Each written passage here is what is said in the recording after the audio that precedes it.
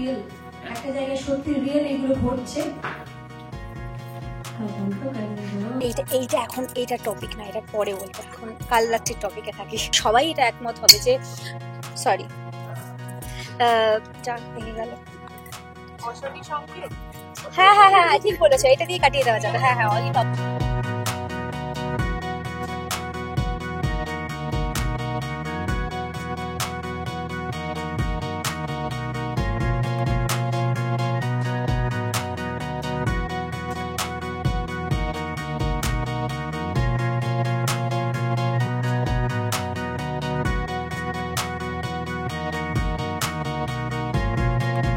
হইচইতে আসছে নতুন web series কাল রাত্রি।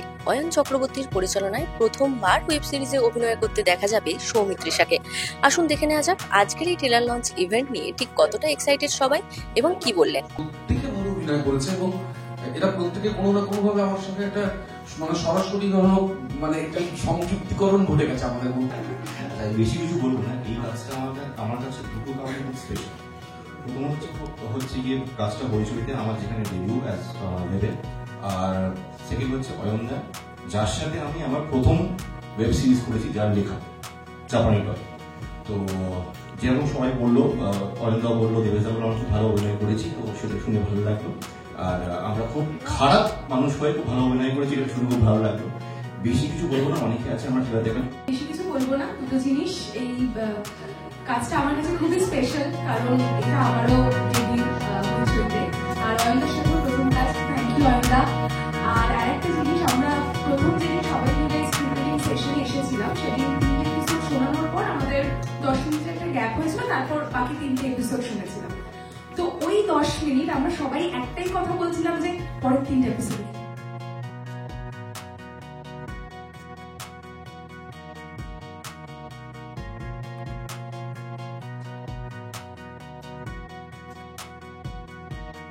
এটা আমার প্রথম কাজ এসবিএম এর সাথে, হইচইয়ের সাথে, অয়ন স্যারের সাথে। আর গল্পটা যেদিন প্রথম অয়ন স্যার আমাকে শোনান, আমি সত্যি মুগ্ধ হয়ে গেছি। পরে আমি জিজ্ঞাসা করেছিলাম কতদিনে ঢুকলে, আমি ভেবেছিলাম 1 মাস। এত সুন্দর একটা গল্প যখন আপনারা দেখতে পাবেন দর্শক, তখন বলবেন যে সত্যি অসাধারণ একটি মানুষ, যা ভীষণ ট্যালেন্টেড, তার সাথে কাজ করতে পারা এবং সেটা অনেক কিছু শিখেছি। আর এই পুরো সিরিজটাতে আমার যত কো-অ্যাক্টরস আছে তারা সবাই এক্সেলেন্ট। তারা তাদের চরিত্রগুলো এত সুন্দরভাবে অভিনয় করে ফুটিয়ে তুলেছে, আপনাদের মনে হবে যে সত্যি রিয়েল, একটা জায়গায় সত্যি রিয়েল এগুলো ঘটছে।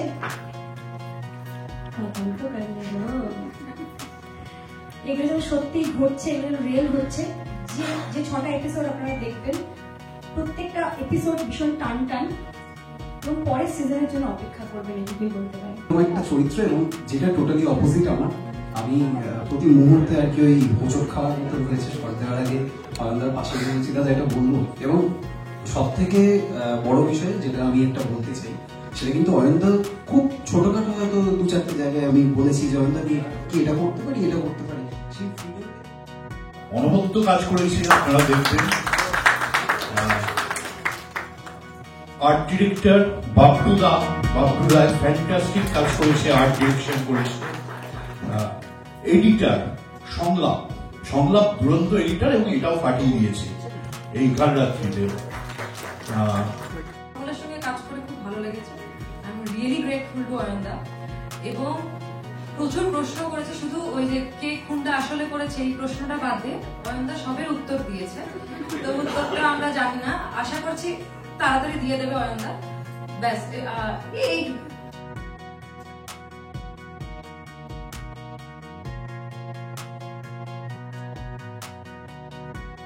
থ্রিলার, মিস্ট্রি আছে, আর চরিত্রগুলো খুব মিস্টেরিয়াস। শুধুমাত্র আমার চরিত্র নয়, প্রত্যেকটি চরিত্রই মিস্টেরিয়াস। এবং একটি খুন হয়ে যাচ্ছে বিয়ের দিন, কাল রাত্রির দিন। তো খুনটা কে করছে সেইটা মানে সেটা সবাই হতে পারে, ইনফ্যাক্ট দেবীও হতে পারে। সেটা দেখলে আপনাদের মনে হবে যে কে খুন করেছে। ভীষণ কনফিউজিং ব্যাপারটা, বুঝতে পেরেছেন? আমরাও জানি না যদিও কে খুন করেছে।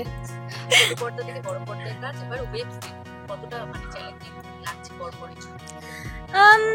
চ্যালেঞ্জিং ব্যাপারটা, চ্যালেঞ্জটা না নিজের সাথে। কারণ অভিনেতা অভিনেত্রী হিসেবে যখন রাতের বেলা ঘুমোতে যাওয়ার আগে যখন আয়নার সামনে দাঁড়াই আমরা না সবাই এটা একমত হবে যে সরি যা ভেঙে গেল।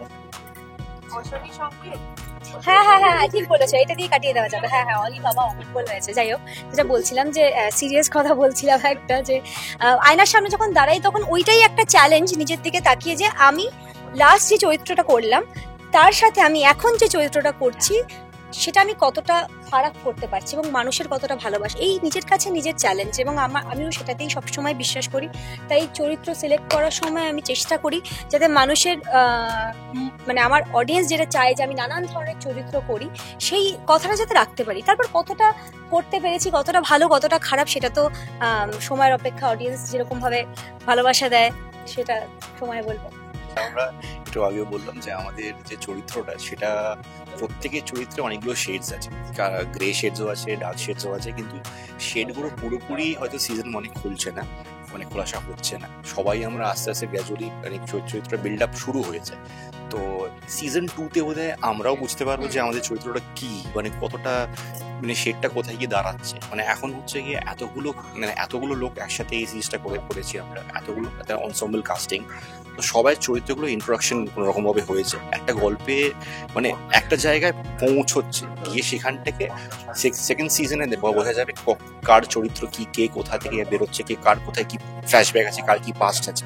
কারণ প্রচুর ফ্ল্যাশব্যাক দেখা যাবে, সবার কিছু পাস্ট বেরোবে এখানে, সেটা আপনারা দেখতে হলে 6 তারিখে ইনভাইট করতে হবে। বললো যে আমাদের কাছেও অ্যাকচুয়ালি পুরো পিকচারটা ক্লিয়ার নয়, আমাদের ক্যারেক্টার ওয়াইজ বলো বা গল্প ওয়াইজ বলো, সেটা আস্তে আস্তে অয়নদা যেভাবে পরের সিজনে রিভিল করবে। তবে একটা জিনিস সেটা হচ্ছে অয়নদা চরিত্রগুলো খুব সুন্দরভাবে বুনেছে, মানে অয়নদার কাছে তো পুরো ব্যাপারটা ক্লিয়ার। সেখানে ছোট ছোট জিনিস বা ছোট ছোট যেগুলো আমাদেরকে ইনপুট করতে বলেছে প্রত্যেকটা সিনে, সেই জিনিসগুলো ইটস ভেরি মানে একদম ছোট ছোট ব্যাপার, সেগুলো খুব অন্যরকম ভাবে চরিত্রটাকে হেল্প করেছে স্ক্রিনে প্রেজেন্স করার জন্য। এবার বাকিটা তো সবটাই দর্শকের ওপর, ওরা যদি ভালোভাবে অ্যাকসেপ্ট করে, আপনাদের যদি ভালো লাগে, সেটাই আমাদের কাছে। একটা জিনিস না বলেই নয়, মানে আমরা সবাই অভিনয় নিয়ে বলছি, গল্প নিয়ে বলছি, মানে এখানে যে রম্যদীপ মানে যে ডিওপি, মানে তোমরা ট্রেলার দেখি বুঝতেই পারছো, মানে যেভাবে ও লাইট করেছে, যেভাবে ও ফ্রেমগুলো ধরেছে, অসাধারণ। মানে প্রচুর সিনস এরকম আছে যেগুলো ফ্রেমগুলো অসাধারণ। মানে এটা হয় না লুক এন্ড ফিল দেখতে ভালো লাগলে আমরা সিরিজটা দেখা পছন্দ করি, শুধু গল্প মানে সব কিছু টিম ওয়ার্ক, মানে আমাদের টিম ওয়ার্কটা খুব সুন্দর দারুণভাবে মানে ফুটে উঠেছে স্ক্রিনে।